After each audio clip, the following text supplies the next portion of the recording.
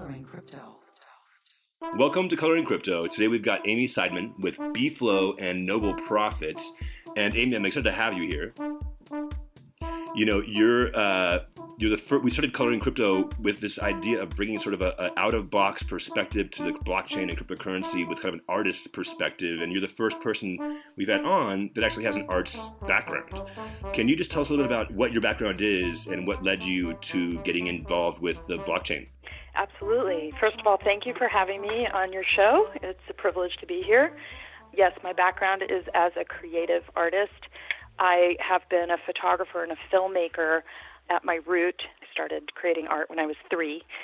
So we want to go very far back, growing up in New York City and studying art, and led me to photography and filmmaking. And through photography and filmmaking and my activist nature, I was an environmental activist. I got very involved in the environment and filming and photographing amazing, beautiful places. And being from New York City, I was transformed by multiple experiences, one of which was spending quite a lot of time in Haleakala National Park in Maui, photographing endangered species. And at one point, I was working with nonprofits, working in the environment and helping develop media around them and storytelling.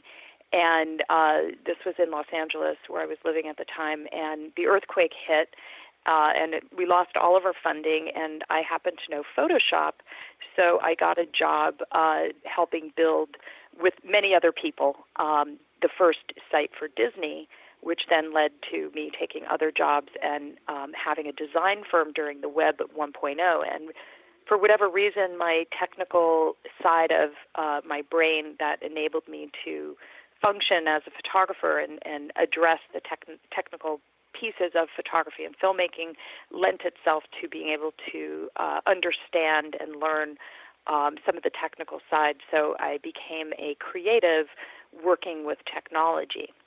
Wow. So that's kind of the background.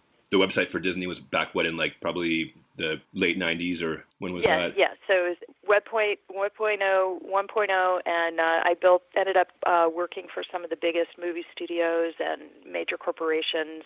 I've done things from marketing international websites around the world and leading Lotus Software's rollout across Asia, Africa, and Europe, to building entertainment products, to building software platforms, from dating sites to banking sites to just about everything you can think of, and doing DVD interfaces. And just I've always been kind of on the edge of what's been happening from a new media perspective once I discovered new media. And part of that was my love for many different kinds of creativity or forms of creativity, from photography, filmmaking, music.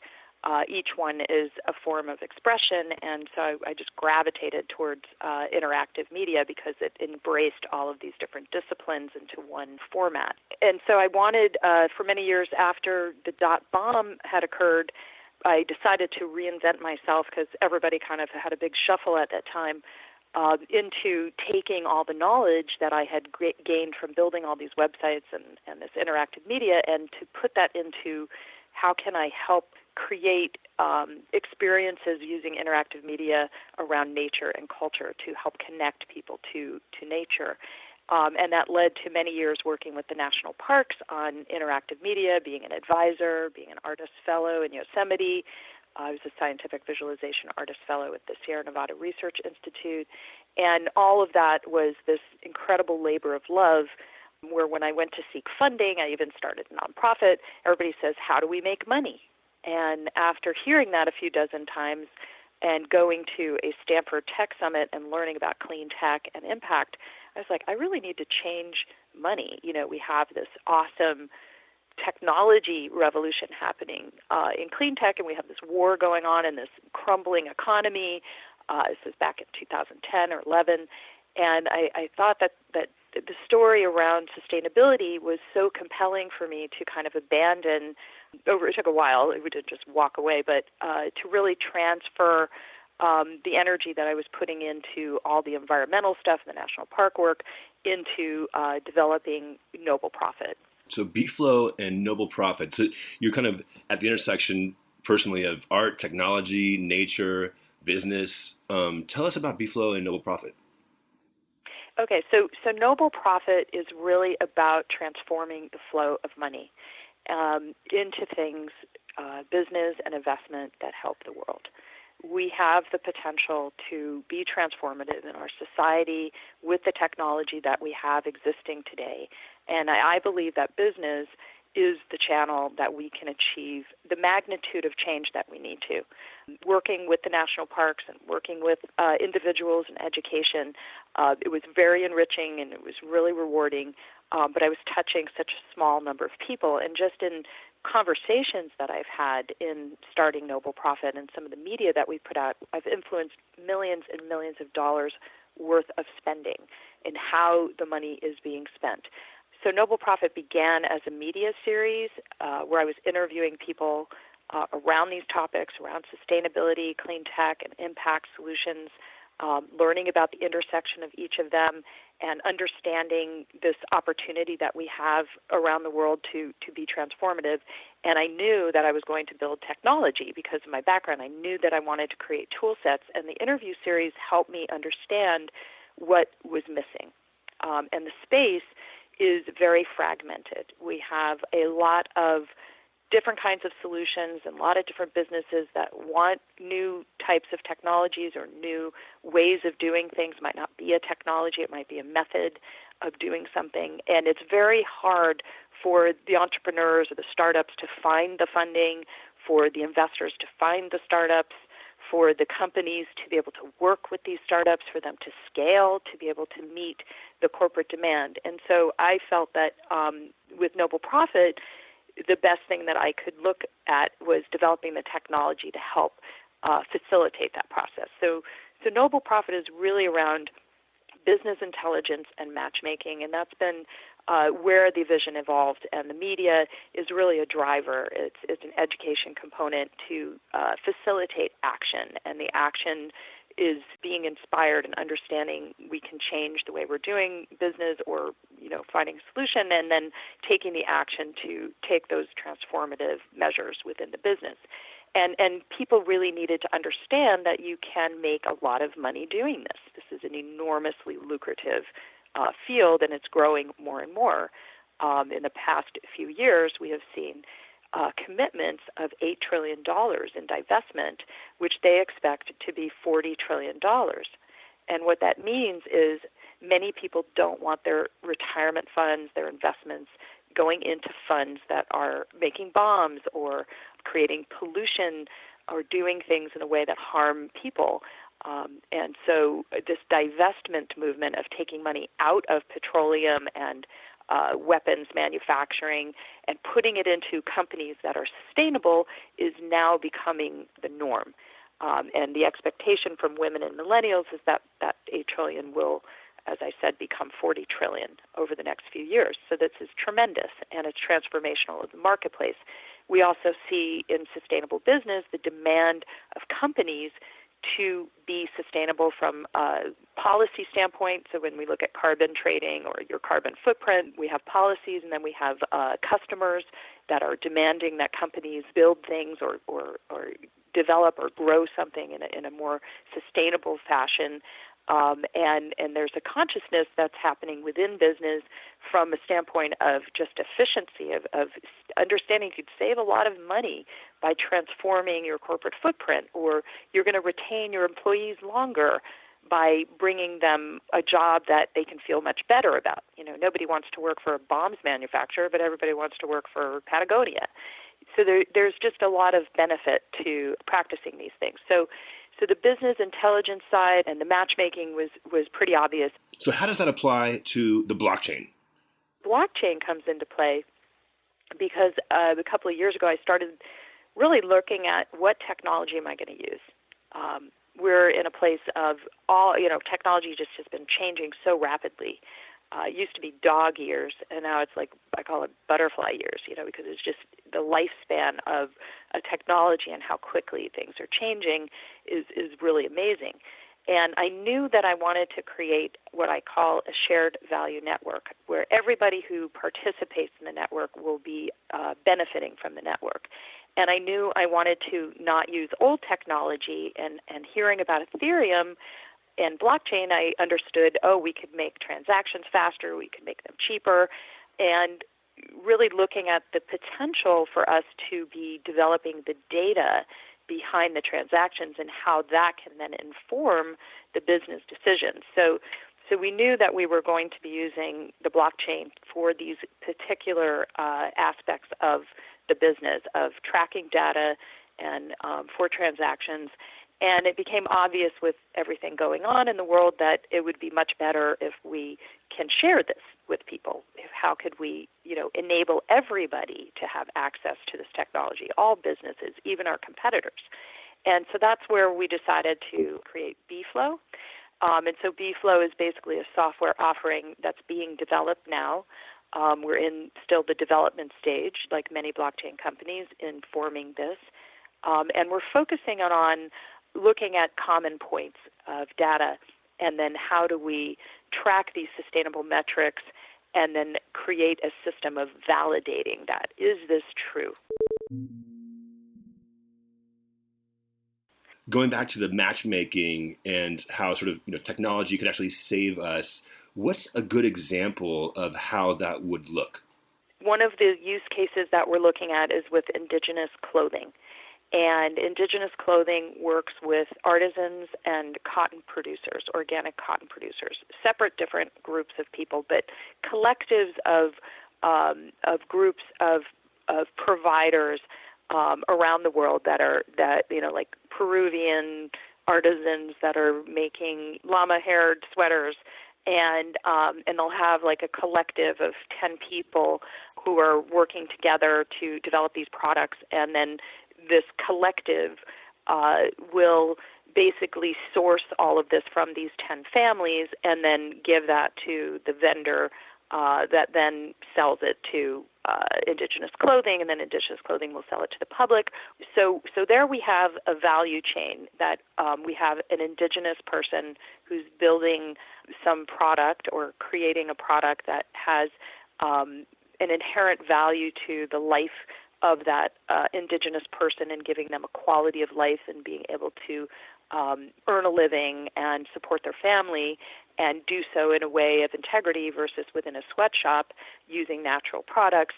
You have the products themselves. If they're incorporating cotton, how do we know that that cotton has been grown organically? How do we know that it's not being picked by slave labor?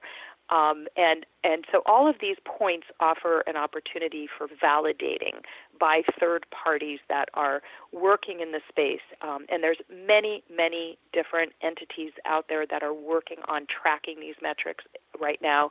And there's few of them starting on the blockchain. And what the blockchain allows us is to ensure that those metrics are immutable, that they are unchangeable and cannot be manifested at a later date to appease something.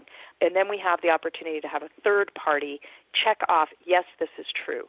We are a third party trusted entity that people know and trust our opinion. Maybe we are the NRDC or the World Wildlife Fund or PricewaterhouseCoopers, PwC, and we're hired as a third-party auditor to kind of give a yes or no, and here's the carbon footprint, here's the benefit, here's what's happening. And so the blockchain really enables us to go through that process. And then we have this value chain that follows the product. And you have the claim of indigenous clothing saying, we are working with these artisans, we are using organic clothing, and then that becomes a check mark. Yes, you are. And this can happen at any point during the value chain. We hope over time that it will happen from the point of this cotton coming out of the ground with the very fertilizer that's being used to grow that cotton, or the well-being of that indigenous artisan. That their quality of life is being increased, but we can start it at anywhere in the point. When you say value chain, how is that different than a supply chain? When you're looking at many different industries, I mean, in some cases it is a supply chain, but when you're looking at energy, or you're looking at, let's say, a major tech company is reformatting their corporate footprint to allow for, a better use of efficiency within the campus of energy, and then to engage in solar or renewables, that's not a value chain. That's not a supply chain. That's a value of the ultimate product in the company. So this is the blockchain allowing a third-party verifiable source to understand the source of products. Is that right? Yeah, so it's basically we're calling it proof of reputation.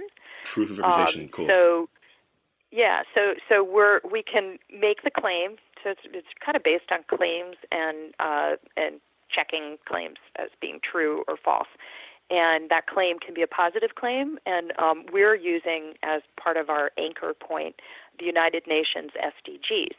So the United Nations, about 7 or 8 years ago, started looking at how are we going to solve these really huge problems in the world.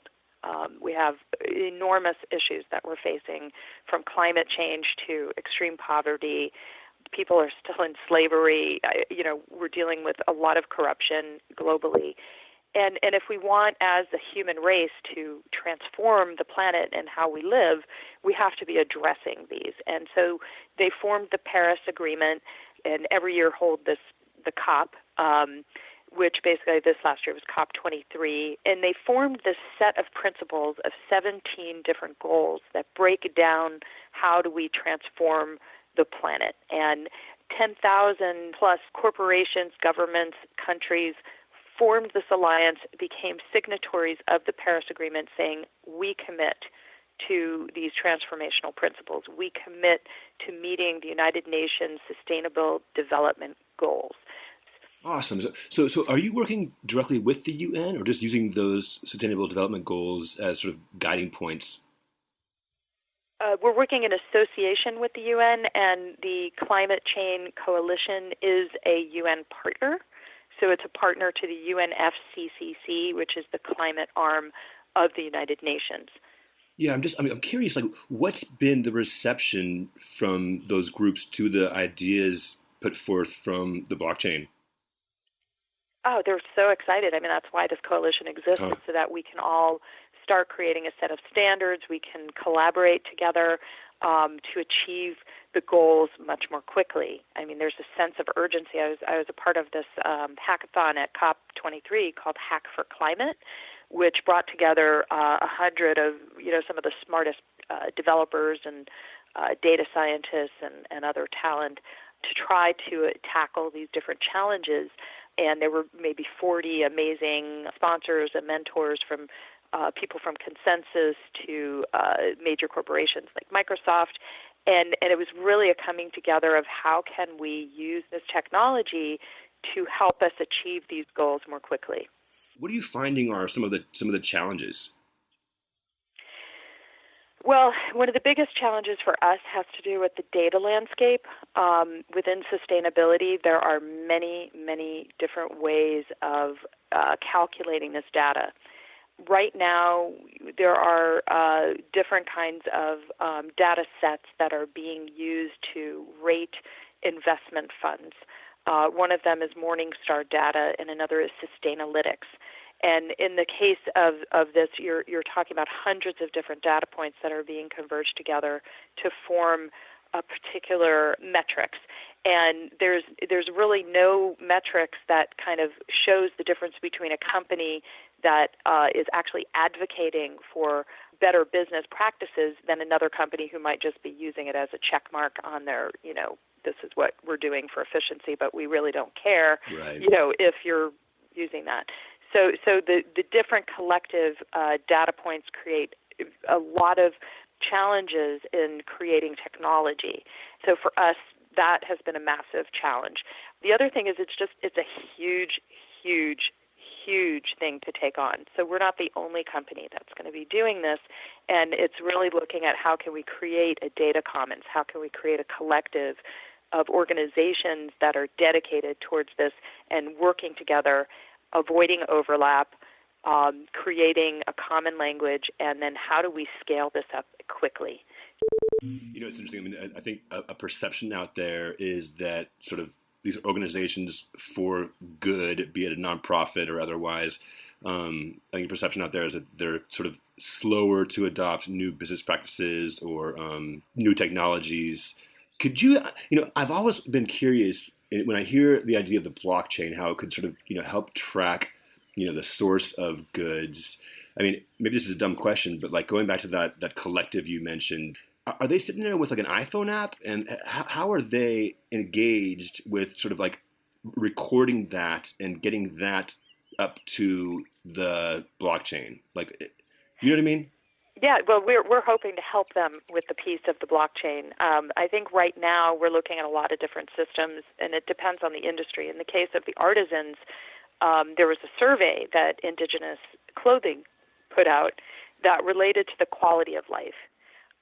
So if people were able to buy a refrigerator or send their child to school, whereas before they couldn't, then we know that the quality of life is improving for them. And obviously, employment is a big part of that. So there's different ways of measuring these things depending. One of the experiments that we did was with Gold Standard at Hack for Climate, which we hope at some point we can take to another level, which had to do with cocoa production in the Ivory Coast. And the Ivory Coast is notorious for slave labor. And we have, how do we track the cocoa? If you buy a chocolate bar that's organic and they're sourcing cocoa, how do you actually know that that cocoa is coming from an organic farm? So there's all these different ways that they're being able to measure and source, and it has to do with, yes, a cell phone. In Africa, you have more cell phones than people, so mobile is a ubiquitous way to kind of gather this information, and the tool sets do need to happen in a simple format. And part of it has to do, how do we validate it? In those cases, we were looking at, meteorological data. If we compare one farm to another and the size of the farm, the claims of cocoa, if one farm is producing 20 kilos of cocoa and the other farm is of the same size is producing 150 kilos, is it true that they're really producing 150? Why did one farm have, this problem? And can there be a community-sourced reporting system for slave labor? If there are reports that are made, then how do we go about verifying? And some of those then come down to site visits. So it became down to comparing different data points depending on the source of what you're looking at. Right. I was going to say, like in this example, if you've got two cocoa farms, one is doing everything right organically, the other is not, and they both kind of like are plugged into this system. How do you know? Let's say they both say that they are following the best practices and being organic. How do you actually verify the one that's in good standing that they are, and the other one? How do you check that? Well, I think that they do that through, in terms of the organic piece, would be done with looking at receipts for the fertilizer. Basically, what are you using to put in the land? Because within the form, they have to fill out what kind of fertilizer they're using, and it's the fertilizer that contains the carbon footprint. And so it's really looking at what's being put on the land. And then if you have one group who has, a good feather in their cap and they have this massive yield that is completely unnatural, then it begs the question of, is this group taking in their neighbors' stuff? Uh-huh. And are they, we get a better price because we're claiming organic, so give us your cocoa and we'll be able to pay you more. We'll make more money together. And that might not necessarily end up giving us the metrics that are true, because it's really people just trying to figure out how to make a living and collaborate. So it's not an easy question. And those two examples are, clothing manufacturing and cocoa. And when we look at industries and sustainability across the map, it is just so much more, smart cities, energy, consumption, how different practices are happening within different cultures and within different industries. And supply chain is one piece of that equation. We also have waste streams. How do we deal with waste? How do we deal with products that are Are they what are considered cradle to cradle, where they don't have a death cycle, where they might be recycled, and what are the company's plans for that? So I think that this can manifest in many different ways, and different industries have different ways of tracking that, and that's why we're not going to replace all that, because there's a lot of really amazing work on the ground, and what we're looking to do is we are looking to help with the part that will enable truth behind these claims, that will enable an ease through decentralizing to make it easier for us to gather this information. Just considering the state of the world today, I mean, it's got to be a daunting task at some points. How do you decide which, of these 17 goals, or just which sectors to approach? Yeah. Well, we're focusing initially on climate change as our focus, but obviously, the human condition is really important and will be part of that metrics tracking. And we're developing some tools. We hope on our prototype others will also develop tools that will address some of the supply chain aspects. But there's a number of companies that are doing that. And so the goal is really to partner with these companies and to create equanimity around these processes, because I think the idea of competition is healthy and important, but the idea of collaboration right now is critical, because we have such a massive problem to solve, but the opportunities are also massive, and there's room for everybody. I mean, we're talking about trillions and trillions and trillions of dollars. Give us a sense of what this is like for you. For example, over the next month or two, what are the things that are critical that you think to your success? I mean, I'm actually, for example, are you looking at getting the right developers? Is it getting the right meetings? Like, who are the partners you're trying to reach? Like, what's it like looking out the next few months for you to make this successful? We're solving a very complicated scenario, and one of the hardest things that can take the longest is how do you take something super complicated and make it simple? If folks out there listening want to believe in this idea and want to find out more and want to get involved, what do they do? They can go to BFlow.io, and we also have a Telegram channel that is accessible off of that, and shoot us a note. Of course, like you were talking about philanthropy, absolutely, we will accept philanthropy for helping us facilitate this, and we have a nonprofit set up, and the media series, which is part of driving the network, will be driven by that. But one of the things that I've seen in philanthropy is a poverty consciousness and a lack of resources to go around.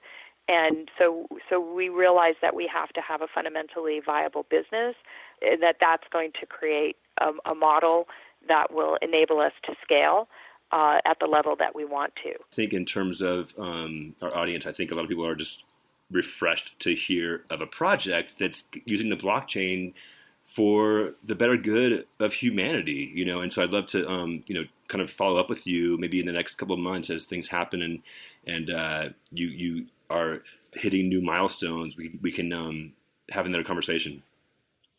Oh, that's so wonderful for you to support us. Thank you. I really appreciate it, and thank you so much for having me. Coloring Crypto is brought to you by Affordable Jerseys, home of the player trade guarantee. Check them out at affordablejerseys.com. For a full list of our sponsors, go to coloringcrypto.com/sponsors.